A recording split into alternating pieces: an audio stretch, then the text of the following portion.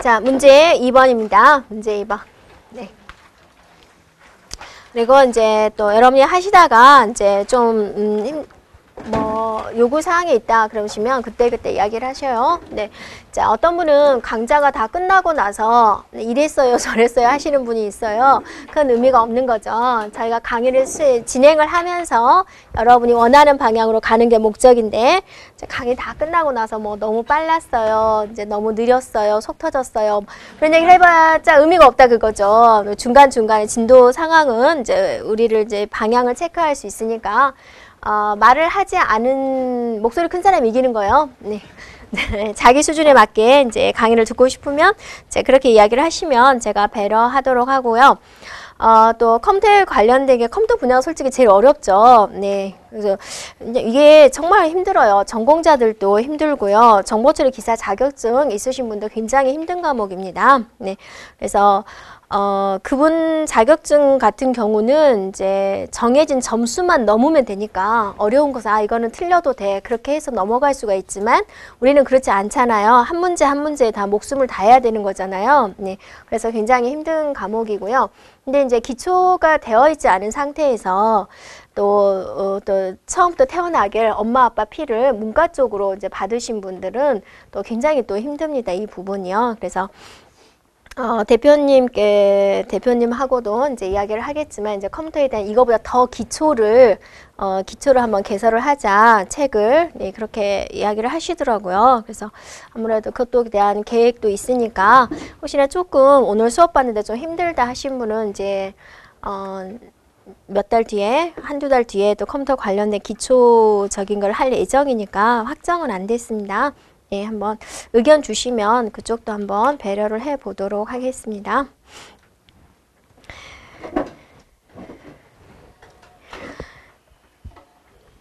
자, 2번 가겠습니다. 2번. 네.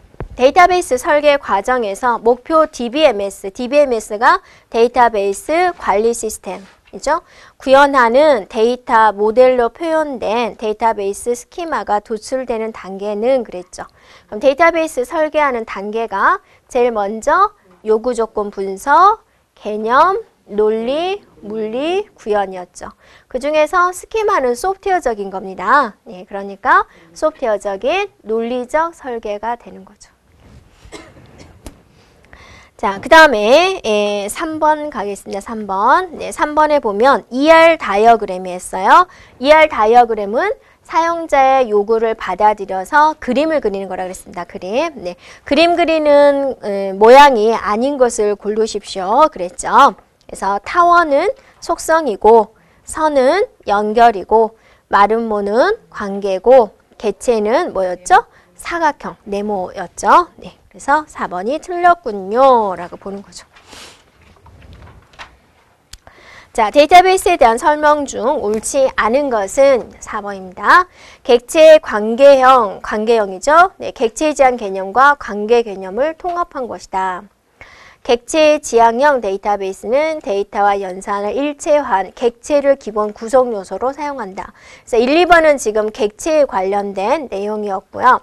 3번의 관계형은 레코드들을 뭘로 표현한 거죠? 테이블이죠. 테이블. 네. 예. 그 다음에 계층형은 트리 구조입니다. 그 밑에 보시면 네트워크형은 그래프이죠. 네. 일단 그거를 연결을 일단 기억을 해줘야 됩니다. 자, 그 다음에 5번 갑니다. 데이터 모델에 대한 개념 중 가장 적절한 것은 그랬습니다. 그러니까 데이터베이스를 구축을 할 때 데이터 모델을 한다라고 하죠. 우리 사람들 사이에 있는 내용들을 다 컴퓨터로 가져온다 그거죠. 현실 세계의 데이터 구조를 컴퓨터 세계의 데이터 구조로 가져오는 거예요. 이걸 우리를 데이터 모델링이라고 한다 그거죠. 그러니까 내 자신에 대한 이름, 주소, 전화번호 그런 것들이 있지만 그거를 컴퓨터에 저장하기 위해서 이렇게 하게 입력을 해야 되겠죠? 네, 그런 것들을 우리는 데이터 모델링 한다라고 합니다. 네, 그래서 1번이 되는 거죠. 자, 이제 관계형 데이터베이스 갈 건데요. 여러분이 이제 제일 먼저 ER 다이어그램을 그렸죠? 네, 그림을 그렸어요. 그 다음에는 이제 많은 데이터베이스 중에서 하나 고른다 그랬죠. 그 중에서 제일 많이 쓰이는 게 뭐라 그랬어요? 관계형이라고 그랬죠? 관계형은 뭘로 표현한 거였어요? 표로 표현한 거였죠. 그 관계형 데이터베이스 가장 많이 사용하는 거기 때문에 이제 우리가 중점적으로 이제 보게 됩니다.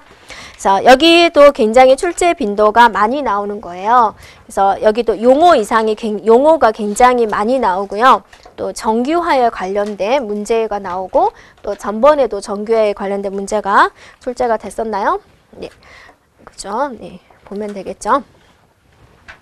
자, 관계형 데이터베이스. 일단은 테이블 구조다. 일단 그걸 기억을 해주고요. 테이블 구조다.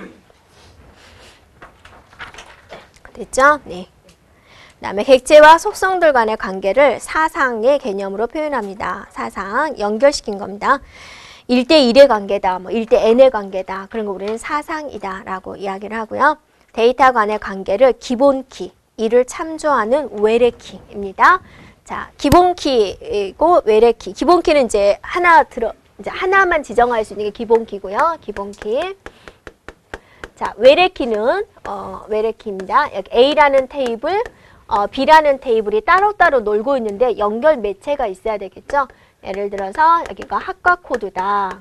얘는 학과 코드고 얘는 교수자 명이다. 여기는 학생 이름이고 수강 과목. 네, 수강 과목이다. 이런 식으로 나올 수 있겠죠. 이렇게 연결시켜주는 거. 이렇게 연결시켜주는 거. 이거를 우리는 외래키라고 하는 거고 이때 얘는 기본키여야 돼요. 네, 이렇게요. 네, 글씨를 천천히 써야 되는데요. 네. 보이시죠? 네. 다시 써요? 네. 자, 여기서 중요한 게 있어요. 조금 이따 나오겠지만은요. 이 A라는 테이블에서는 기본키가 일단 여기 번호 하나 넣을게요. 기본키 없으니까. 얘가 이제 기본키예요. 얘가 기본키예요. 네. 자, 이거는 이 테이블을 가리키기 위한 외래키예요. 그러면 여기서는 얘가 뭐죠? 얘가 반드시 기본키여야 돼요. 이 테이블에서 기본키만 얘가 지정할 수가 있어요. 이렇게요. 네, 그건 이제 조심해주면 되고요.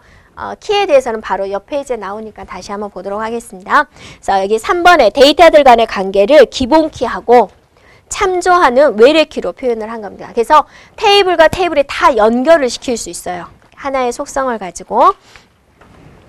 자, 관계형 데이터베이스의 구조를 보는데 이제 거기서 용어가 나와요. 그 용어가 새로운 용어죠? 그거 다 기억을 해줘야지 돼요. 그 용어를 모르면은요, 서로 이제 소통이 안 되는 거예요. 이게 이제 테이블인데요. 테이블 구조로 표현하는 테이블입니다. 그래서 거기에 보면은 이제 우리가 학번이 있어요. 네, 이름이 있어요. 학과가 있어요. 네. 자, 학과 코드가 있어요. 자, 이렇게 되죠. 그래서 이걸 이제 우리는 테이블 형태라고 하는데 이 관계형 데이터베이스에서는 이거를 릴레이션이라고 그래요. 테이블을 릴레이션이다. 용어로. 자기들 용어를 이렇게 붙여준 겁니다. 그래서 하나의 릴레이션이다 라고 이야기를 하고요. 그랬을 때 이 구조죠. 그러니까 우리 여러 가지 정보들 중에서 어떤 정보를 가져올 거냐. 이걸 이제 스키마, 이 첫 줄이죠. 이 한 줄, 이걸 스키마라고 하는데 이 전체, 이 테이블에 대한 스키마다 해서 가지고 릴레이션 스키마다라고 합니다. 이렇게요. 구성을 이렇게 하겠다라는 거죠. 구조도죠. 이게 릴레이션 스키마. 네. 그럼 이제 여기에 이제 막 사람들 정보가 있겠죠. 1번 학생이 홍길동인 사람이 이제 뭐하고 그런 게 있겠죠. 이거를 릴레이션 인스턴스다라고. 네, 이 용어를 일단 기억을 해주셔요. 네, 전체는 릴레이션, 첫 줄은 릴레이션 스키마, 밑에 있는 내용들은 릴레이션 인스턴스다 이렇게 해주면 되세요. 네. 자, 그러면 이제 1번 사람 있겠고, 2번 사람 있겠고, 3번 사람 이렇게 있겠죠. 자, 이게 이제 한 줄이죠, 한 줄. 이 한 줄 한 줄 한 줄을 뭐라고 그래요? 네, 투플이다, 투플. 투플, 한 줄 한 줄을 투플이에요. 그래서 여기 같은 경우는 지금 몇 개의 투플이 있어요? 4개, 4개의 투플이 있는 거죠. 그래서 한 행을 투플이다라고 합니다. 네, 투플이라는 용어가 있었어요. 네. 그 다음에 이제 이거 하나, 이 한 칸, 이 학번 통체. 이걸 뭐라고 그러냐면 이제 속성이라고 합니다. 속성이요. 네, 그러면 얘는 하나, 둘, 셋, 넷, 네 개의 속성이 있어요. 이렇게 되는 거죠. 네, 그럼 여기까지 이제 기본 설명이 되는 거죠. 여기까지 용어를 외워줘야지 됩니다. 자, 전체는 릴레이션 스키마, 릴레이션 인스턴스, 튜플, 그다음에 속성 이렇게 됐죠. 네, 그런데 두 개가 더 중요해요. 차수가 있고 기수가 있어요. 차수, 기수. 네, 먼저 기수 볼게요. 기수. 이거는 튜플의 개수. 튜플의 개수를 기수라고 그래요. 기수. 네, 카디날리티. 영어도 기억을 하세요. 네. 네, 이렇게 C 생각해 주면 돼요. C 이렇게. 카디날리티, 튜플. 네. 튜플의 개수, 카디날리티, 기수라고 합니다. 네. 그럼 이제 속성의 개수도 있겠죠? 속성의 개수는 우리가 차수다라고 하는 것이고요. 네, 디그리다. 네, 디그리, 속성의 개수, 차수, 디그리입니다.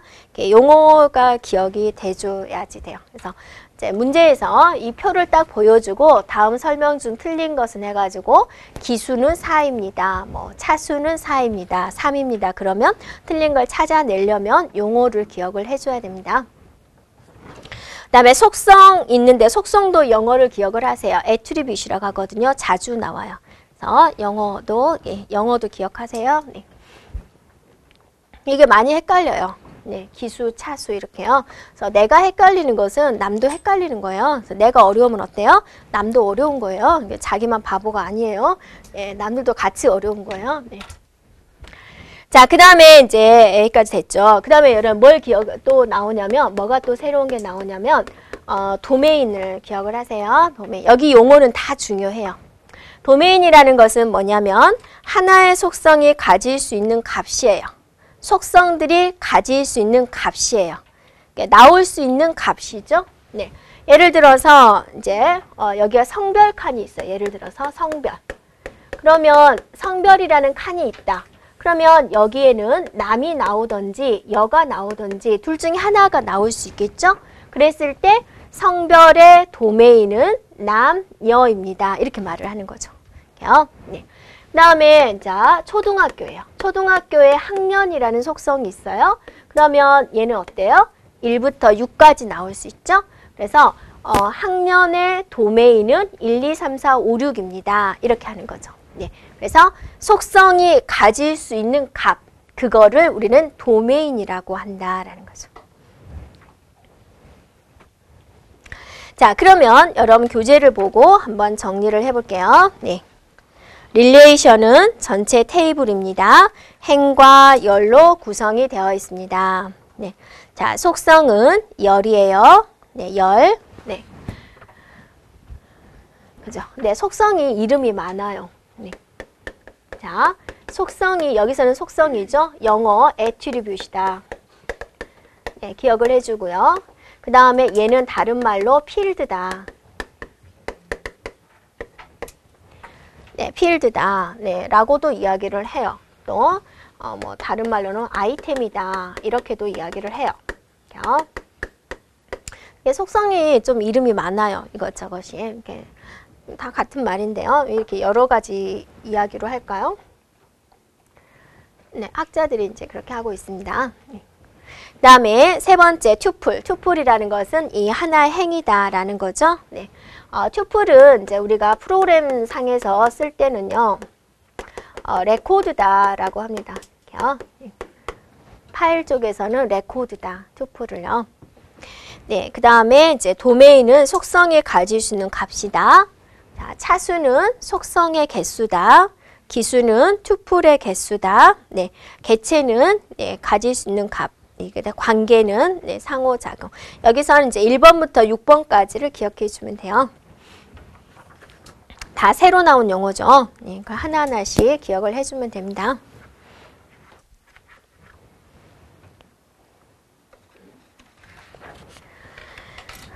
자, 그 다음에 9번, 10번을 보세요. 릴레이션 스키마.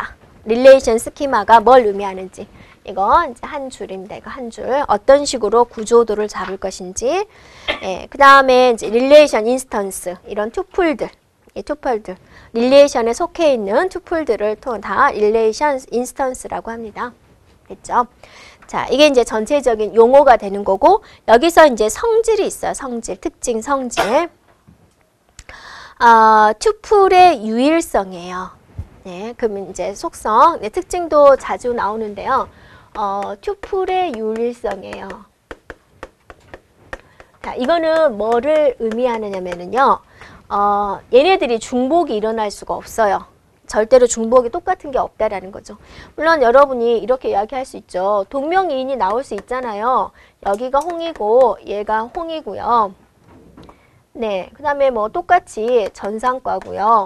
학과 코드 01이고 이거 똑같은 거 나올 수 있잖아요. 그런데 얘는 틀리잖아요. 이렇게. 네, 그래서 투플의 중복이 일어날 수 없다라는 말은 이 하나의 행이 완전히 똑같은 게 나올 수가 없다라는 거죠. 그러려면 두 번 쓸 필요가 없잖아요. 네, 투플이다라고 한다면 이 하나 전체니까 이 전체가 얘와 얘가 완전히 똑같은 거는 나올 수가 없다. 그래서 투플의 유일성이다라는 거예요. 자, 두 번째, 세 번째를 보면 투플의 무순서, 속성의 무순서라고 적어져 있죠. 자, 보세요. 얘네 둘이는 순서에 의미가 없어요. 어떤 것을 먼저 쓰고 나중에 쓰고는 얘가 데이터베이스 쪽에서는 아무런 의미가 없어요. 만약에 자기가 특정한 걸 먼저 보이고 싶다. 소트 명령어를 주면 돼요. 정렬 명령어를 주면 돼요. 그 다음에 여기다가 이름을 쓰던 얘 학과 코드가 1이 오던 그건 아무 상관이 없어요. 내용이 중요한 것이지 순서는 아무런 의미가 없다라는 거예요. 그래서 속성의 순서, 투플의 순서는 아무런 의미가 없어요 라는 겁니다. 절대로 중요하지 않습니다. 자, 속성의 원자값입니다. 모든 릴레이션의 속성값은 원자값을 가져야 돼요. 이 말이 무슨 말이냐면요. 이런 거죠. 네. 자, 여러분이 여기에 이제 홍이라는 사람이 있어요. 홍길동이 있는데요. 책을 샀어요. 책을 샀는데 A라는 책도 사고 B라는 책도 샀어요. 이렇게.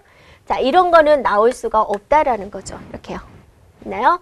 그러니까 이 하나의 책이라는 속성에서는 A도 사고 B도 사고 속성이 지금 두 가지가 나오잖아요. 이런 건 나올 수가 없어요.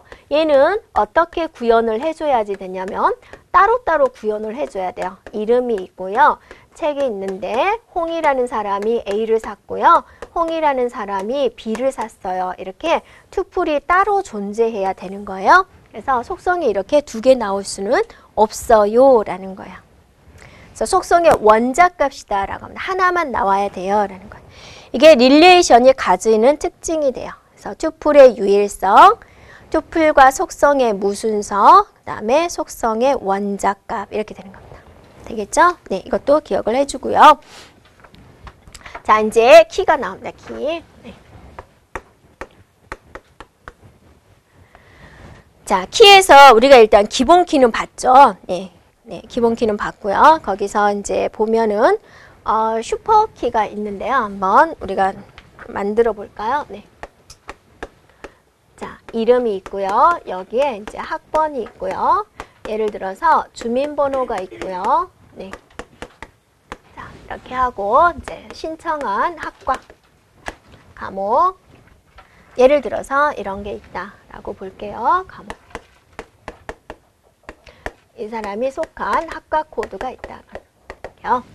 그럼 슈퍼키다라는 것은 뭐냐면 투플과 투플을 구분하는 거예요. 그럼 여러분은 여기서 일단은 기본키로 뭘 쓸 거예요? 예상하는 거죠. 예를 들어서 학번이 될 수 있겠죠. 가능성. 또 주민번호가 될 수 있겠죠. 네. 근데 아직 기본키는 정하지 않았어요. 네. 이렇게 하면 학번을 하든지 주민번호를 하든지 이렇게 하면은 유일하게 투플을 지정할 수가 있어요. 그런데 또 이렇게도 할 수 있죠. 내가 어떤 특정한 학번만 부르면 한 학생이 일어설 건데 이렇게 불러도 되는 거죠. 학번하고 이름을 불러도 어떠세요? 한 사람을 지정하는 거잖아요. 걔도 또 네. 내가 학번도 부르면서 이름도 부르면서 주민번호를 불러도 어떠세요? 한 사람만 지정되는 거죠. 네. 이런 것들이 다 슈퍼키예요. 무조건 얘는 두 개를 합해도 되고요. 하나만 불러도 되고 2개를 섞어도 되고 3개를 섞어도 되고 4개를 섞어도 돼요. 무조건 한 사람만 지정하면 그건 슈퍼키가 돼요. 그러니까 슈퍼키는 어떠세요? 많겠죠. 슈퍼키가 될 수 있는 건 많겠죠. 네. 그러면 이 슈퍼키가 뭐만 만족하면 되냐면 무조건 유일성만 만족하면 돼요. 유일성이라는 것은 딱 한 사람만 일어서면 되는 거예요. 2사람이 안 일어서고 딱 한 사람만 일어서면 되는 거. 그걸 유일성이라고 한다 그죠. 유일성. 그래서 슈퍼키는 이런 것들이에요. 슈퍼키는 유일성. 거기다 밑줄 치면 돼요. 네. 그래서 여러 개 존재할 수 있어요. 여러 개. 그래서 거기 밑에 보시면 고객의 아이디. 그럼 아이디만 솔직히 불러도 되잖아요. 아이디는 유일하니까. 아이디도 부르고 고객명도 부르는 거예요. 그래도 된다 그거죠. 그럼 고객명도 부르고 고객 주소도 불러요. 네. 다 슈퍼키가 될 수 있다라는 거죠. 네. 그러다가 이제 속성을 이제 하나 또는 2개 딱 그 중에서 이 중에서 속성들 개수가 가장 작게 차지하는 거. 이거나 이거는 지금 하나만 존재해도 되죠. 그러면 얘를 후보키라고 한다 그거죠. 네. 후보키는 당연히 유일성을 만족을 하면서 이 많은 것들 중에서 최소성을 만족을 해줘야 돼요. 가장 작게. 만약에 얘가 하나짜리가 없다. 그러면 그중 이제 2개짜리를 찾는 거죠. 네. 2개짜리가 없다. 그러면 그땐 3개짜리를 찾겠죠. 하여튼 최소성, 속성들 중에서 가장 개수가 작은 것들. 네. 그러면 학번, 주민번호 하나짜리가 있으니까 학번이 되든 주민번호가 되든 이건 후보키가 될 수 있다라는 거죠. 그래서 여기서 후보키는 이렇게 될 수가 있죠. 네. 그 중에서 내가 학번을 기본키로 했다.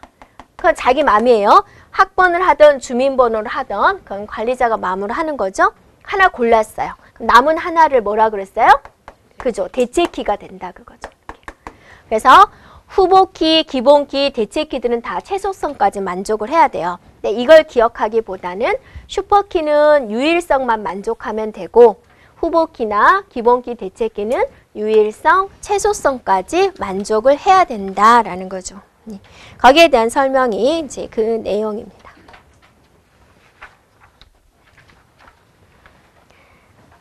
그래서 키에 대한 개념은 이제 우리가 꼭 기억을 해줘야 됩니다. 네, 그 다음에 이제 됐죠? 그래서 이게 이제 말로써 나와요. 이렇게 슈퍼키에 대한 설명주 잘못된 것은 해가지고 슈퍼키는 유일성과 최소성을 만족을 해야 된다. 그럼 어때요? 틀리게 되는 거죠. 네, 유일성만 만족해주면 돼요. 슈퍼키는 유일성만 만족해주면 돼요. 네. 그 다음에 이제 외래키가 말로 설명하기가 좀 힘든 부분이에요. 좀 길게 써져 있죠. 자, 외래키를 잘 생각을 해보세요. 자, 이게 하나의 테이블이다라는 거죠. 그 다음에 이제 또 하나의 이제 테이블이 있다라는 거죠. 그래서 여기는 이제 네, 학과 코드가 있고 이제 교수자 이름이 됐다는 거죠. 그래서 A라는 테이블과 B라는 테이블이 있는데 서로 연결시켜 줄 때 여기서 이렇게 연결시켜 줄 수 있어요. 얘가 이쪽 테이블을 이렇게 참조한다 그거죠. 그럴 때 얘가 외래키가 되는 거고 여기서 외래키는 반드시 저쪽 테이블에서 뭐만 가리킬 수가 있어요? 기본키만 가리킬 수가 있어요. 그 다음에 이 이름은 달라도 돼요. 얘가 학과 코드죠. 내용만 같으면 되는 거예요. 그냥 얘가 뭐 학코드 그렇게 있어도 상관은 없다라는 거죠. 꼭 이름이 동일해야 되는 건 아니에요. 여기 있는 들어가는 내용들이 맞으면 되는 거죠. 그래서 거기 외래키를 한번 잘 이해를 해보세요. 다른 릴레이션, 다른 테이블에 기본키만 참조할 수 있어요. 기본키를 참조하는 키예요. 네. 외래키 값은 참조된 릴레이션의 애트리뷰트에 존재하거나 널 값이어야 된다. 이 말을 잘 이해를 해보세요. 네. 자, 기본키는요. 네. 있죠? 조금 지울게요. 자, 여기서 학과 코드가 있는데 학과 코드가 01, 02, 03 이렇게 3개가 있고요. 여기에 기본 코드가 01, 02 이렇게 있어요. 그러면 얘가 얘를 가리키는데 1번이니까 이렇게 가리킬 수 있는 거잖아요. 2번 이렇게 가리킬 수 있는 거죠. 근데 3번은 여기에 없잖아요. 네, 그러면 얘는 안 되는 거잖아요. 그러니까 이 참조되는 테이블에 있는 것만 여기가 나와야 된다라는 거예요. 그 말이 외래키 값은 참조되는 릴레이션의 애트리뷰트이 뭐죠? 속성이잖아요. 속성에 존재하는 값이어야 된다 그거죠. 네. 또는 여기가 비어 있어도 된다 그거죠. 널이라는 것은 아직 입력을 안 한 상태를 말을 하는 거예요. 널이어도 된다. 자, 널이 될 수 있는 것은요. 얘를 우리가 이제 기본키로 하기로 했잖아요. 기본키 빼고는 다 널이어도 상관없어요. 기본키는 절대로 널이 나오면 안 돼요. 네, 기본키는 이럴 수 있죠. 내가 여기다가 학번을 잘 모르겠어요. 홍이라는 사람이 학번을 잘 모르겠어. 그럼 내가 조금 이따 입력해야지 하고 다음 칸으로 넘어가잖아요. 그럼 넘어가지를 못해요. 기본키는 반드시 입력을 해야 되는 거예요. 그래서 기본키 빼고는 나머지는 나중에 입력해도 돼요. 널 비워놔도 돼요. 네. 그러니까 널 값이어도 된다라는 거죠. 네. 그죠? 네. 이거를 참조되는 값이거나 또는 널 값이어도 된다라는 거죠. 네. 이게 참조 무결성으로서 뒤에 다시 나옵니다. 자, 거기 밑에 참조 무결성 조건을 다시 한번 보세요. 참조 무결성. 네. 외래키는 참조할 수 없는 값을 가질 수 없어요. 네. 지금 분명히 이쪽 테이블을 참조하고 있는데 여기가 1, 2밖에 없어요. 그럼 얘가 3이 있으면 참조가 못 하잖아요. 그러니까 안 된다 그거죠. 이게 참조 무결성이다라는 거예요. 네. B 릴레이션의 투플을 참조하려면 참조되는 투플은 반드시 B 릴레이션에 존재해야 된다라는 거죠. 존재하는 것만 이렇게 할 수가 있다라는 거죠. 네. 그 다음에 다시 위로 올라가서 외래키 다시 보세요. 네, 외래키에서 두 번째 줄 끝에 외래키 속성과 그것이 참조하는 기본키의 속성의 이름은 달라도 된다라는 거죠. 달라도 돼요. 그러니까 이 이름은 달라도 돼요. 네, 됐죠? 도메인은 같아야 된다. 여기에 나오는 값들은 형태는 같아야 된다라는 거죠. 도메인이라는 것은 속성이 가질 수 있는 값이죠. 네. 자, 하나의 릴레이션에서는 외래키가 여러 개 존재할 수 있어요 라는 거죠. 그러니까 얘는 지금 여기가 외래키죠. B 테이블을 참조하는 외래키잖아요. 그러면 얘가 여기가 또 외래키가 될 수가 있는 거죠. 어떤 다른 테이블, C라는 테이블을 또 참조하면 되니까 여기에 이제 과목 이렇게 써가지고 이렇게 할 수 있다라는 거죠. 그럼 이 하나의 테이블의 외래키는 어때요? 여러 개 존재할 수 있어요 라는 거죠. 네. 또 이럴 수 있죠. 외래키이면서 기본키일 수가 있죠. 네. 그래서 얘가 기본키이지만 얘가 외래키도 될 수가 있다라는 거죠. 다른 D라는 테이블에 가서 여기 있는 학번을 참조를 해서 학번, 학과 이런 식으로 할 수가 있다. 그렇죠? 기본키도 외래키가 될 수 있어요. 그러니까 외래키가 될 수 없는 것은 없어요. 그냥 써놓은 거예요. 이렇게 이해를 하라고. 네.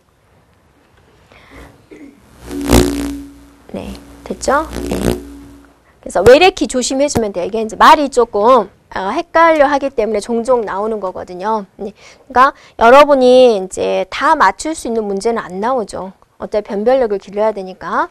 네. 내가 할 때는 여러분이 공부를 할 때 좀 헷갈리다 잘 모르겠다 그런 문제가 나온다 그거죠. 이거 쉽다 이해할 수 있어 그런 문제 안 나온다 그거죠. 네.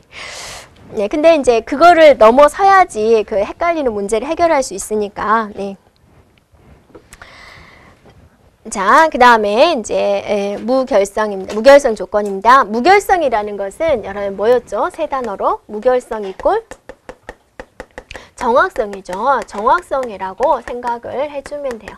정확한 데이터가 유지되기 위해서 이런 조건이 있어야 된다는 거죠. 데이터 무결성을 보장하고 일관된 상태로 유지하기 위한 규칙이다 거죠. 네. 그래서 정확하고 유효하게 유지되는 것을 말을 합니다라는 거죠. 자, 개체 무결성 있습니다. 개체 무결성. 그 다음에 참조 무결성. 일단 두 개를 기억을 해주면 되고요. 개체 무결성이다 라는 것은 기본키와 관련된 거예요. 기본키.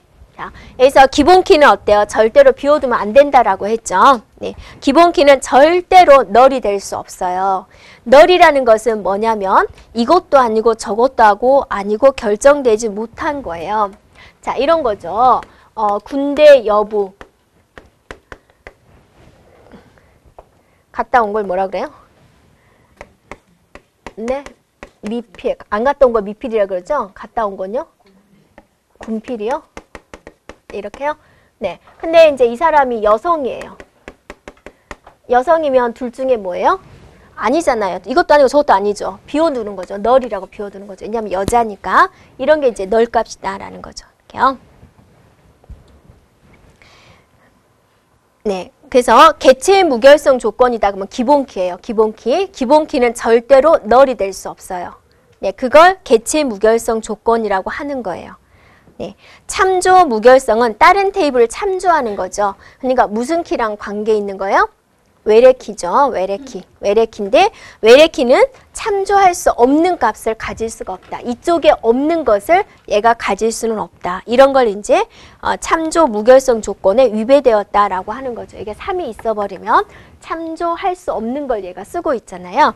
참조 무결성 조건입니다. 반드시 존재하는 것만 해야 된다. 그 다음에 도메인 무결성이다 라는 것은 도메인 형식에 맞아야 되는 거죠. 도메인이라는 것은 뭐였어요? 네, 속성, 가질 수 있는 속성의 값이죠. 네, 그러니까 초등학교 학년이다. 그러면 1에서부터 6이 나와야 되는데 학년 칸에다가 자기가 7로 적어 놓은 거예요. 그럼 얘는 도메인 위배됐다. 도메인 무결성에 위배됐어요 라고 하는 거죠. 네, 그래서 성별 칸이 있는데 남녀 둘 중에 하나만 나와야 되는데 중 이게 나왔다. 그럼 이것도 도메인 무결성에 위배됐어요 라고 되는 거죠. 네, 속성들 중에서 나올 수 있는 것만 나와야 되니까 네, 그걸 말합니다. 무결성입니다. 네. 그래서 여기서는 이제 무결성 같은 경우는 이제 설명을 가지고 물어봐요. 근데 특히나 참조 무결성 조건이 좀 말을 꽈서 나오는 경우가 있습니다. 위에 보면 외래키에 대한 설명, 참조 무결성에 대한 조건. 네, 그걸 한번 곰곰이 한번 읽어보면 좋을 것 같아요. 네. 네, 그 다음에 이제 정규화 과정인데요. 정규화 과정은요.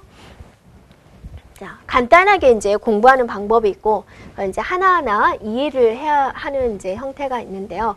정규화는 이제 조금, 이해하기가 좀 힘들다라고 해요. 네, 정규화는 뭐냐면 쪼개가는 거예요. 이게 왜 쪼개가냐? 이상이 생길까봐 쪼개가는 거예요. 지금 이상이 발견된 건 아니에요. 그런데 이제 하나의 데이터베이스를 가지고 나 혼자 쓰는 거 아니잖아. 이 사람 저 사람 다 쓰잖아요. 이 사람 저 사람 다 쓰다 보면은 이상이 발견될 거야. 그래서 미리 예방하는 거예요. 그러려면 테이블을 계속 쪼개가야지 돼요. 그게 정규화 과정이에요. 그래서 처음에는 테이블이 굉장히 크거든요. 그러니까 이런 거죠. 데이터베이스를 이제 한 군데서 관리를 하다 보니까 여러분에 대한 정보가 여기서부터 어때요? 저 칠판 끝까지 있는 거예요. 근데 그거를 하나의 테이블에 다 표현하면 너무 복잡하죠. 그래서 그 테이블을 이 테이블하고 이 테이블하고 쪼개놓고 이 테이블이 필요하면 여기서 외래키로 이렇게 참조하면 되거든요. 네, 이렇게 해서 해주면 나중에 이 테이블 덩어리 작은 것만 가지고 자기가 작업하면 돼요. 필요하면 이렇게 연결해서 쓰면 돼요. 근데 지금 현재 아무것도 작업을 안 한 상태에서는 어떠세요? 테이블이 엄청나게 이렇게 커져 있어요. 어떻게 자를 거냐? 어떻게 쪼갤 거냐? 어떻게 쪼개야지 나중에 이상이 안 생길까라는 거예요. 그걸 쪼개는 걸 우린 정규화라고 합니다. 그래서 정규화 과정은요.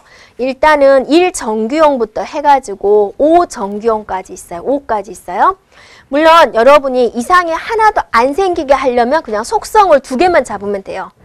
그죠? 주민번호 이름, 주민번호 학과 코드, 주민번호 교수자 그런 식으로 하면 돼. 그러면 또 테이블이 너무 많잖아요. 네. 그래서 1정규형부터 5정규형까지 있는데 우리가 이제 실무 쪽에서는 3정규형까지만 해도 무난하다라고 이야기를 해요. 그래서 일단은 3정규형까지는 이해를 하고요. 그 뒤에부터는 그냥 핵심적인 부분을 이제 단어만 한번 기억을 해주면 돼요. 그래서 일단 정규화랑 뭐냐 두 번째 줄 한번 읽어보세요. 자, 예기치 못한 이상 현상이 발생할 가능성이 보이는 거예요. 그래서 그걸 미리 예방하기 위해서 그 이상을 제거하기 위해서 테이블을 쪼개가는 과정이다라고 생각해 주면 되고 중복성과 종속성을 배제시키는 방법으로 사용을 합니다라고 합니다. 예, 그리고 또 우리가 이거를 실무에서 직접 여러분이 정규화 과정을 진행하진 않죠. 시험을 보기 위해서 하는 거기 때문에요. 단계 3정규형까지만 조금 이해를 해보세요. 네. 그래서 정규화에 대한 개념을 보면 잘못 설계된 스키마를 더 작은 속성으로 쪼개가는 거죠. 네, 그래서 바람직한 걸로 만들어주는 과정이다라는 거죠. 그래서 테이블의 구조를 잘못 설계를 하게 되면 이 넓은 테이블을 이제 자기 나름대로 쪼갤 건데 그걸 잘못 쪼개 버리면은 나중에 문제점이 생긴다. 그래서 중복성을 막고 무결성을 강화하기 위해서 정규화 과정을 합니다라는 거고요. 정규화는 삽입, 삭제, 갱신의 발생을 예방하기 위한 겁니다. 그죠? 자, 삽입이라는 것은 뭐냐면 일단은 정규화를 하는 목적, 삽입 이상, 삭제 이상, 갱신 이상 이런 것들을 안 생기게 하려고 쪼갠다라는 거죠. 이렇게요. 삽입 이상은 뭐냐면 내가 특정한 데이터를 삽입을 하는데 불필요한 내용까지 삽입이 되는 거예요. 이렇게요. 네. 자, 예를 들어서 이렇게 생각해 보세요. 네. 자, 회원 번호가 있고요. 네. 이 사람이 수강한 과목이 있어요. 수강하는 과목. 그 다음에 여기에 전화번호가 있어요. 이렇게요. 네. 그래서 1번이라는 사람이 A라는 수강 과목을 했고 전화번호가 000-0000이에요. 예를 들어서 이렇게 생각을 해보세요. 여기서 기본키는 뭘로 잡으실까요? 회원 번호가 기본키가 되죠. 자, 기본키는 절대로 널이 나올 수가 없어요. 그러면 여기다가 이제 새로운 사람 02번을 우리가 이제 삽입을 하려고 해요. 02번. 이렇게요. 네. 그런데 이 사람은 뭐냐면 이제 수강한 과목은 없어요. 수강한 과목은 없고 전화번호를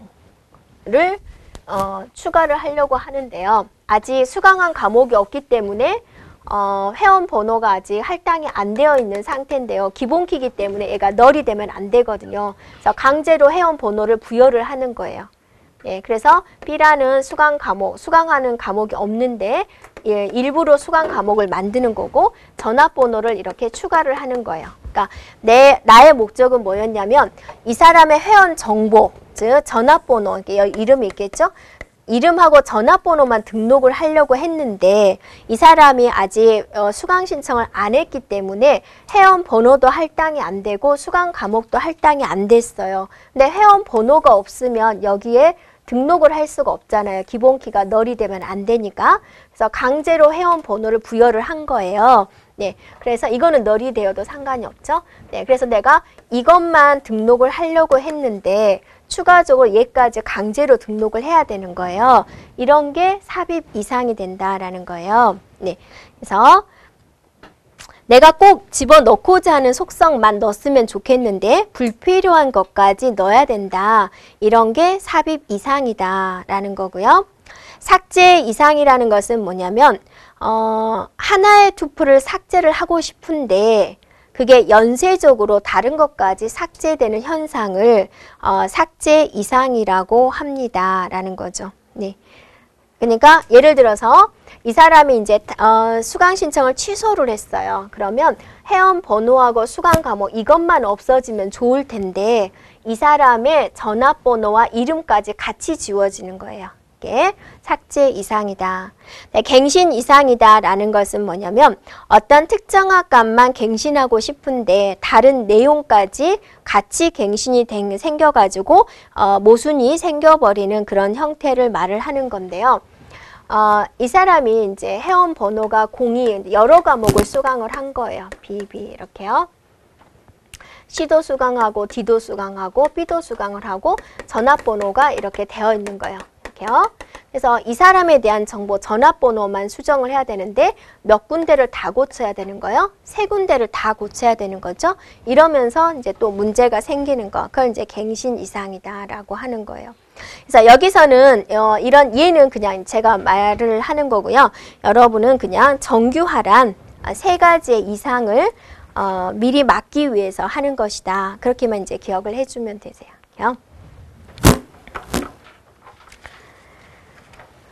네. 그 다음에 이제 정규화 과정을 이제 곧 진행을 해 보도록 할게요. 네. 자, 옆에 페이지 보면 정규화라고 나와 있는데요. 그 정규화에서 그림으로 보여줬죠. 1정규형부터 5정규형까지 있어요. 그래서 일단 용어는 기억을 해줘야 돼요. 네. 자, 일단은 이제 1정규형은 모든 도메인이 원자값이어야 된다.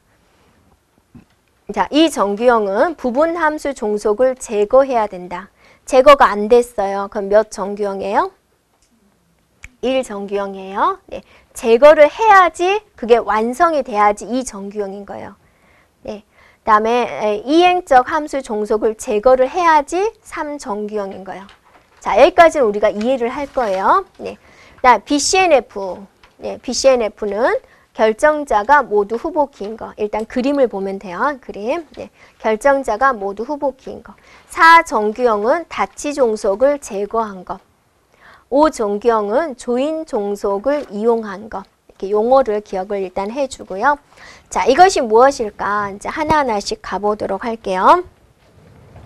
자, 1정규형을 보세요. 1정규형. 네.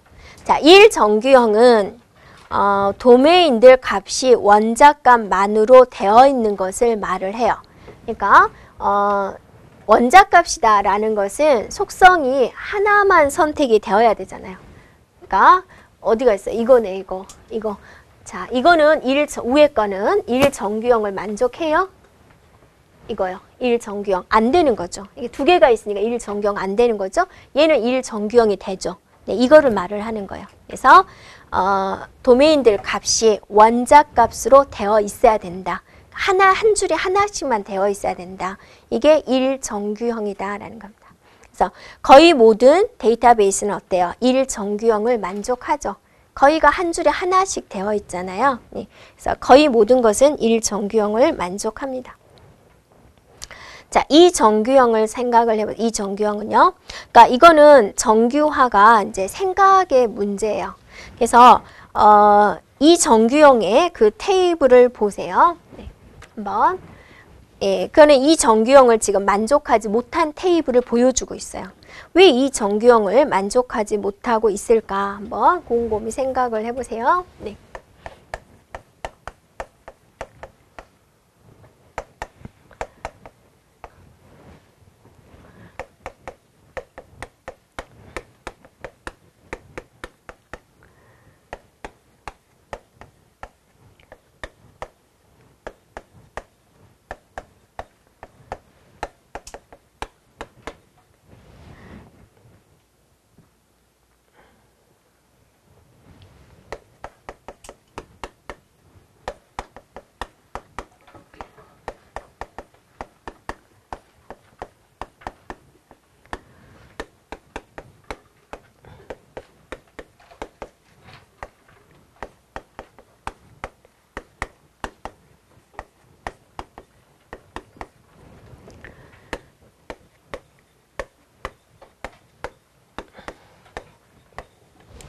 자, 여기서 여러분이 이제 부분함수 종속이 지금 있기 때문에 이 정규형을 만족하지 못하고 있어요 라고 이야기를 하는데, 자, 부분함수 종속이 무엇일까 라는 겁니다. 네.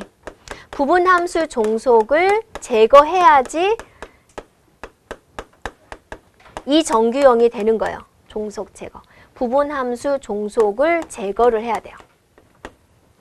그럼 부분함수 종속의 반대는 부분함수 종속을 제거하면 우리가 뭐라고 이야기를 하냐면 부분의 반대 완전함수 종속.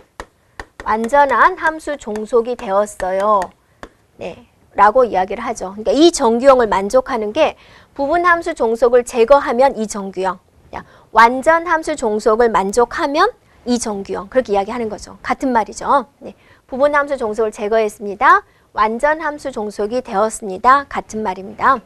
자, 이거는 뭐냐면, 자, 얘는 기본키가 없어요. 다 속성 하나로 이루어진 기본키를 만들 수가 없어요. 보면은 자, 기본키는 절대로 중복이 일어나면 안 되죠. 그러니까 학번인데 100번, 100번, 103, 103 이렇게 있기 때문에 학번은 기본키가 될 수가 없죠. 이렇게 A하고 B가 같이 기본키가 된 거예요. 예를 들어서 속성 2개를 더한 거예요. 그래가지고 얘가 C도 가르키고 D도 가르킨 거예요. 2개가 더해가지고 교수도 가르키고 점수도 가르키는 거예요. 그런데 곰곰이 이게 이제 되어 있는데 곰곰이 생각해 보니까 이 기본키 중에 하나, 예를 들어서 B다. B 하나가 C를 가르키는 걸 만족하는 거예요. 네. 만족을 하는 거예요. 그러면 이거는 부분함수 종속이라고 이야기를 하는 거예요. 2개 중에서 1개 부분이죠. 부분 하나가 얘네들을 가리키는 거 있는 것을 부분함수 종속이라고 이야기를 한다 그거죠. 네. 이거를 제거를 하려면 테이블을 분리를 해라 그거죠. 그럼 얘도 보세요. 학번과 네, 과목을 가지고 내가 기본키를 잡았어요. 학번과 과목을 가지고 기본키를 잡았어요. 그러면 이 2개를 가지고 교수를 지정할 수 있죠. 이렇게요. 네. 됐나요? 네. 또 점수도 지정할 수 있죠. 네. 그런데 이제 잘 생각해 보세요. 100 정보가 교수자가 정민기예요. 100 웹이 홍이에요. 103 정보가 정민기예요. 근데 곰곰이 생각을 해봤더니 과목의 교수자는 정해져 있잖아요. 이렇게. 그러니까 과목 하나만 결정이 되면 교수가 결정이 되는 거예요. 네. 이렇게. 네. 됐나요? 자, 103 더하기 정보하면 정민기 교수예요. 근데 정보과의 교수는 정민기, 정보과의 교수는 정민기. 위배되는 거 있나 보세요. 웹과는 홍길동, 웹과는 홍길동, 사이버과는 정수연 이렇게 되고 있죠. 네, 그러니까 이게 되는 거죠. 그러니까 이거는 테이블을 분리를 해야 된다라는 거죠. 그래서 이거는 이 정규형을 현재는 만족하지 못하고 있다라는 건데 실제적으로 여러분한테 시험을 볼 때 이 테이블을 분리하세요. 그거는 없어요. 이거를 보면 돼요. 이거를. 이렇게 써져 있으면 아 이거는 부분함수 종속이구나 라고 보면 돼요. 그래서 이게 유지가 되고 있으면 이 정규형을 만족하지 못하고 있군요 라는 거죠. 그래서 확인해 보는 방법은 가로 안에 이렇게 속성이 2개가 있어서 가리키고 있는데 속성 중에 하나, 이 가로 속에 있는 하나의 속성이 다른 거를 또 가리키고 있어. 이걸 만족하면 이거는 부분함수 종속이다 라는 거죠. 이거를 제거시키세요 라는 겁니다. 그러면 어떻게 제거를 시킬 거냐. 과목이 교수자를 이제 가리키고 있기 때문에 과목하고 교수자를 따로 빼버리자라는 거죠. 그래서 이 테이블 같은 경우는 자, 과목과 교수자를 따로 빼버리고 네, 이렇게 빼버리고 여기서 교수자를 빼버리는 거죠. 네, 그래서 학번과 네, 과목과 점수 이 하나의 테이블을 이렇게 2개로 분리를 하자라는 거죠. 그러면 네, 이 정규형을 만족하겠다라는 거죠. 이렇게요. 네, 그래서 이 4개로 이루어진 속성을 이런 식으로 분리를 하겠습니다라는 겁니다. 그래서 이걸 기억을 해주면 돼요. 이거 네.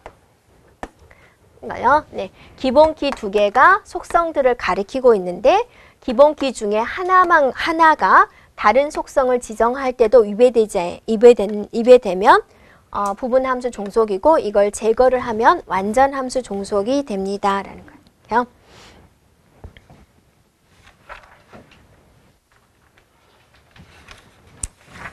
자, 그 다음에 이제 3정규형을 보세요. 3정규형.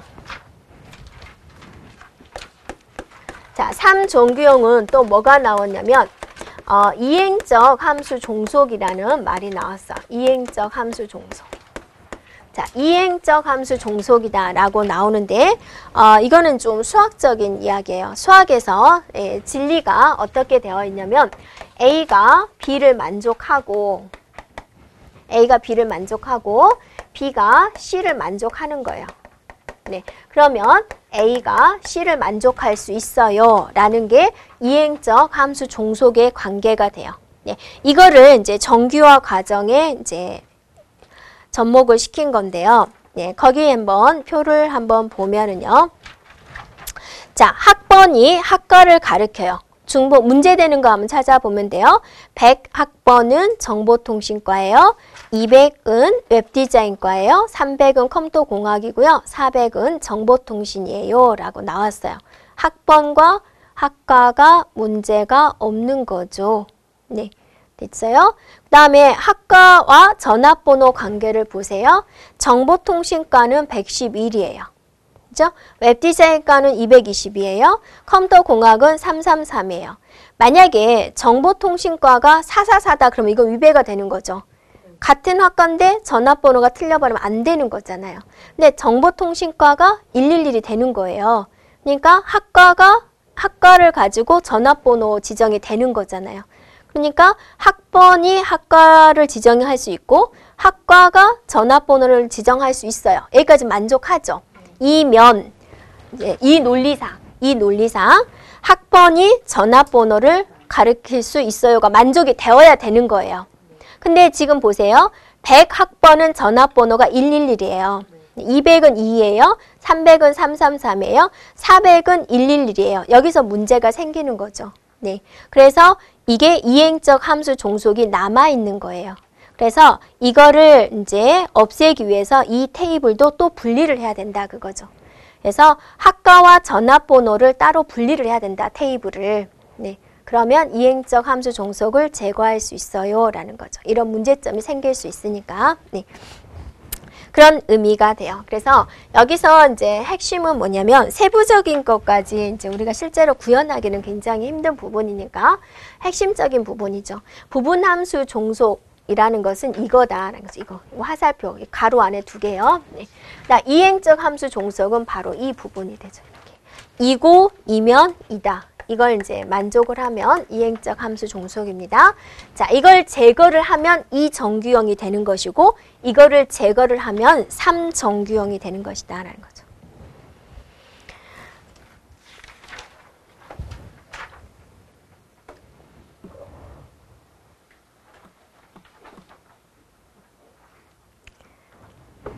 그다음에 이제 BCNF가 있습니다. 이거는 보이스 코드 정규화라고 이야기를 하는데요. 네. 릴레이션의 모든 결정자가 후보키일 때, 예, 이거를 BCNF라고 합니다. 라는 거죠. 네.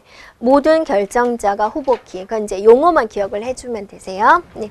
자, 4정규형은 다치 종속에 관련된 내용입니다. 그래서 다치 종속을 제거하는 것이 제4정규형이 돼요. 다치 종속이라는 것은 뭐냐면은요, 이겁니다. A라는 과목을, 네, 교수자인데요. A라는 과목을 김 교수가 가르치는데 A라는 과목을 또 최 교수가 가르쳐요. A라는 과목을 홍 교수가 가르쳐요. 이거의 다치 종속이에요. 자, 하나의 과목을 이 사람도 가르치고 이 사람도 가르치고 이 사람도 가르치잖아요. 그러니까 일대 다의 관계가 되는 거죠. 이거를 다치 종속이라고 그래요. 이런 게 있으면은 안 좋은 테이블이니까 이거를 분리를 해야 돼요 라는 개념이에요. 그래서 네, 이거를 이제 다치 종속, 다중치 종속 그렇게 이야기를 하거든요. 그래서 다치 종속을 제거를 해야 되는 게 제4정규형이 돼요. 이렇게요. 자, 그 다음에 이제 5정규형인데요. 자, 5정규형이다라는 것은 뭐냐면 조인 속성을 이용했다라는 거죠. 조인이라는 것은 여러분이 뭐예요? 합한다라는 개념이 되는 거죠. 조인 종속성. 네. 조인 종속성을 이제 이용을 하는 건데요. 이런 거죠. 원칙상으로는 우리가 정규화다라는 것은 A라는 테이블을 이렇게 분리를 하는 거죠. A라는 테이블을 B와 C라는 테이블로 분리를 하는 게 목적이잖아요. 또 분리하고 분리를 하는데 그러면 역으로 이거를 합했을 때 합하면 A라는 테이블이 나와야 되는 거잖아요. 근데 두 개의 테이블을 합했더니 A라는 테이블이 안 나오고 추가적으로 어떤 내용이 또 삽입이 되어 있는 거예요. 그래서 그걸 제거하기 위해서 별도의 테이블을 또 하나 여기다 합하는 거예요. 그래가지고 이거 3개를 조인, 합한다 그거죠. 합해가지고 원래의 테이블로 만들어 가면 원래 테이블이 나와야 된다라는 거예요. 이게 조인 종속성이에요. 그래서 이런 조인 종속성을 이용한 것을 우리는 5정규형이다라고 합니다. 이렇게요. 그래서 실제로 이걸 자기가 테이블을 가지고 직접 만들겠다라고 하면 이건 굉장히 어려운 부분이고 이런 용어적인 부분을 기억을 해주면 되세요. 실제적으로 여러분 테이블을 딱 주고 나서 정규화를 시키시오. 그러진 않거든요. 이게 남아있으면 몇 정규형이냐 그렇게 단답으로 물어보기 때문에 해주면 되고요. 그 정규화 과정 요약이라는 데 한번 보세요. 네, 이것도 여러분한테 이해를 돕기 위한 것이지 이걸 이제 실제로 할 필요는 없습니다. 네, 한번 테이블 보세요. 정규화 과정 요약이라는 데 보세요. 됐죠? 네. 자, 보세요. 1정규화, 그 주문서 테이블을 보세요. 문제점이 뭐예요?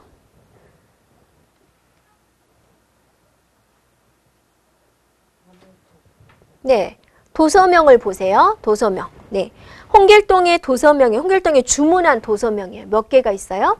3개가 있죠. 이렇게 3개가 나오면 안 되는 거잖아요. 원자값이 안 되는 거잖아요. 단일값이 아니죠. 그래서 얘는 1정규형이 될 수가 없어요. 그죠? 어떻게 해줘야 되냐? 옆에 페이지 보면 다 나눠놨죠. 홍길동, 네, 그렇죠. 김하나, 이태원 이렇게 나눠놨죠. 이래야지 제1정규형을 만족한다라는 거죠. 네, 됐죠? 네, 그렇게 이제 했어요. 근데 이제 기본키를 잡아보세요. 기본키를 뭘로 할 거예요? 자, 주문 번호 중복이 일어났죠? 아이디 중복이 일어났죠? 그래서 기본키를 잡을 게 없는 거예요. 그래서 일부러 번호라는 것을 집어넣었어요. 그래서 주문 번호를 보세요. 0235002를 보세요. 0235001 보이죠? 그래서 번호 123을 붙였어요. 주문 번호 1번은 번호 3개 주문했으니까 123을 붙였어요. 2번 한 사람은 또 2건 주문했으니까 12를 붙였어요. 이거는 이제 데이터베이스 관리자가 임의로 집어넣은 거예요. 자기가 생각하기에 기본키가 없으니까 이건 자유죠. 네, 이렇게 자유롭게 집어넣은 거예요. 그래서 완성된 주문서 테이블이 그렇게 만든 거예요. 네. 그러니까 위에 보면 주문서 테이블 보이죠? 그것도 1정규형 만족하는 거죠. 밑에 있는 주문서 테이블은 더 이 사람이 관리하기 좋도록 번호라는 속성을 그냥 집어넣은 거예요. 네. 이제 그 테이블을 딱 곰곰이 딱 보면 또 이 정규형을 만족을 할까를 잘 생각해 보세요. 이거는 규칙이 없고요. 그냥 생각을 좀 해봐야지 되는 문제예요. 자, 이 정규형은 뭐라 그랬어요? 부분함수 종속을 제거해야 되는 거죠. 부분함수 종속을. 네. 그러면 이제 그 주문서 테이블을 보면은요. 뭐가 문제냐면 지금 기본키를 뭘로 잡을 것인지를 생각을 해보세요. 네. 자, 기본키를 뭘로 잡을 거예요? 하나의 속성으로는 안 되죠. 네. 그러니까 뭘로 잡을 거예요? 네. 네. 네. 주문 번호와 번호. 주문 번호 더하기 번호. 해주면 기본키가 되겠죠. 네. 그래서 네. 기본키를 어떻게 잡았냐면 네. 네. 주문 번호 더하기 번호로 잡은 거예요. 이렇게. 그러면 여기서 아이디, 이름, 주문일을 보세요. 네. 아이디를 보면 아이디와 번호 관계를 보세요. 네, 주문 번호하고 아이디 관계를 보세요. 네, 주문 번호가 같으면 아이디도 같죠. 네, 그리고 이름도 같고 주문일도 같죠. 그러니까 여기서 이렇게 되는 거죠. 주문 번호와 번호를 가지고 이 속성, 저 속성을 이렇게 가리키는데 이 두 개의 키 중에서 주문 번호 하나만 가지고도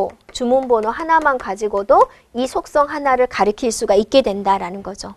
그래서 테이블을 분리를 하는 게 좋겠다라는 거죠. 그래서 어떻게 분리를 했냐면 밑에 보면 주문서 테이블에 보면 아이디, 이름, 주문일이 빠졌죠. 빼버린 거예요. 테이블에서. 그래서 별도의 테이블을 만든 거예요. 주문 정보 테이블을 보세요. 주문 정보 테이블. 주문 번호 하나만 가지고 여기 보세요. 주문 번호 하나만 가지고 이 주문 번호 하나만 가지고 가리킬 수 있는 속성이 있다라는 거죠.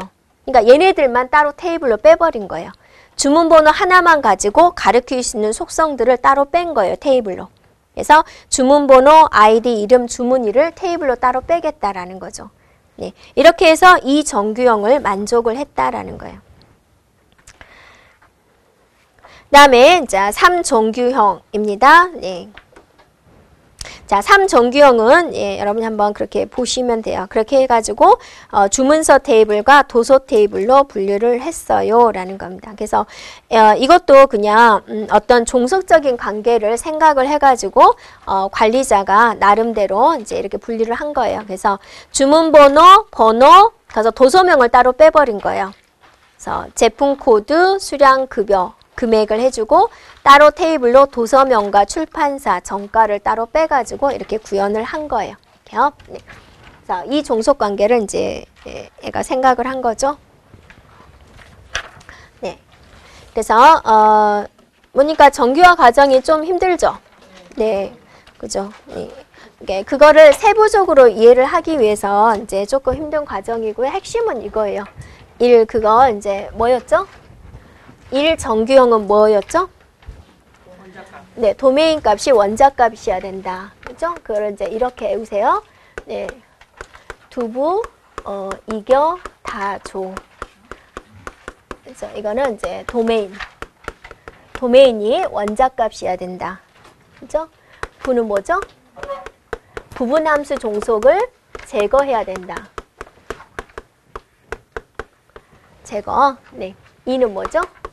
이행적 함수 종속을 제거해야 된다. 걔는 뭐예요? 네, 모든 결정자가 후보켜야 된다. 결정자. 네. 다는 뭐예요? 네, 다치 종속을 제거해야 된다. 조는 뭐예요? 조인 종속성을 이용을 해줘야 된다. 그래서 이 순서를 일단 기억을 해주고요. 그래서 만족하는 순서. 이렇게요.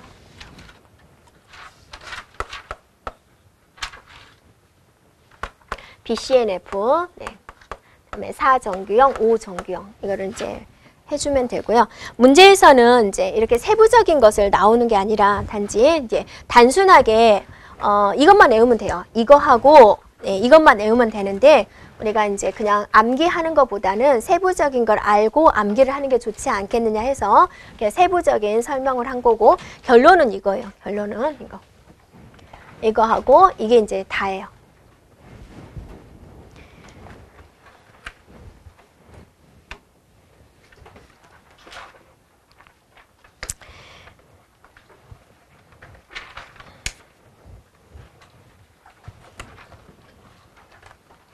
자, 되겠죠? 네, 여기까지 일단 해주고요. 네, 좀 어려운 게 있어야지 여러분이 또 공부를 할 거 아니에요. 네, 주중에는 어때요? 직장 다니시나요? 네, 힘드시겠어요? 네, 또 더 좋은 미래를 위해서. 네. 네요, 이제 학교 다닐 때 보면은 그냥 학생이 있고 직장 다니는 학생이 있잖아요. 성적은 직장 다니는 학생이 더 잘 나오더라고요. 왜냐면 자기는 시간이 없으니까 더 열심히 하는 거고 그냥 놀고 있는 학생은 난 언제든지 할 수 있어 해가지고 미루고 해서 보면은 직장 다니는 학생이 더 점수는 잘 나오는 것 같더라고요. 더 긴장을 하니까. 네. 그래서 우리가 항상 시간이 없다라는 것은 핑계다라는 거죠. 잠을 안 자면 되죠. 네. 할머니들이 하는 소리가 있죠. 항상 늘 이제 죽으면 평생 잘 건데 뭐하러 지금 자냐, 잠자는 시간이 아깝다 그렇게 말씀을 간혹 하시더라고요. 근데 피곤한데 어쩌겠어요. 네. 그래서 이번 주의 목적은 데이터베이스를 마스터하는 겁니다. 오늘 데이터베이스 끝내고 갈 거니까요. 네. 네. 네, 머지 않았습니다. 고지가. 네. 여기까지 하시고 6시부터가 식사 시간인데요. 맞나요? 혹시 밥 안 먹어도 되나요? 네. 자, 꼭 밥을 먹어서가 아니라 머리에 대한 휴식을 취하기 위한 거고요. 뒤에가 프로그램이에요. 즉 SQL 프로그램 짜는 거거든요. 명령어를 외우는 거예요. 그래서 다 영어거든요. 네, 그래서 충분한 휴식을 거쳐야지 SQL을 할 수 있습니다. 이렇게요. 네. 자, 쉬셨다가 1시간 쉬었다가 네, 진행하겠습니다.